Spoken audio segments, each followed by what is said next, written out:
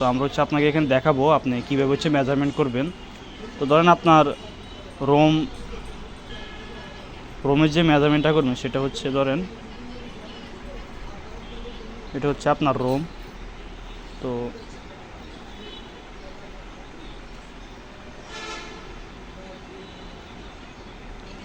আর এটা ধরেন রুমের যে দরজা সেটা। তো এখানে আছে ধরেন আপনার 12, এটা দৈর্ঘ্য। আর এখান থেকে এটা আপনার প্রস্থ। প্রস্থ আমরা ধরলাম, প্রস্থ আছে ধরেন 10, দৈর্ঘ্য আছে আমাদের 12 আর প্রস্থ আছে 10।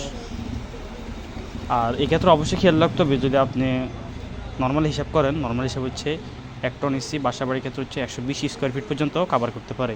আর এই ক্ষেত্রে রুমের যে উচ্চতা হাইট যেটা, এটা অবশ্যই 10 ফিট হতে হবে, নিচ থেকে ছাদ পর্যন্ত 10 ফিট হতে হবে, এটা অবশ্যই খেয়াল রাখতে হবে। আমরা যেহেতু এখানে রুমের সাইজ যেহেতু 10 ফিট, এক্ষেত্রে যে আমরা দৈর্ঘ্য ইন্টু প্রস্থ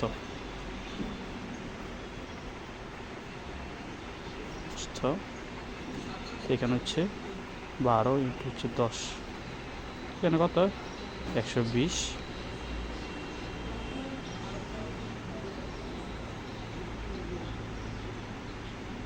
বর্গফুট, এটা হিসাব আর কি।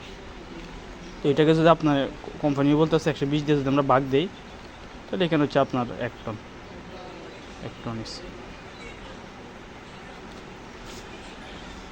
এটাই আর কি। আশা করি হিসাবটা বুঝছেন।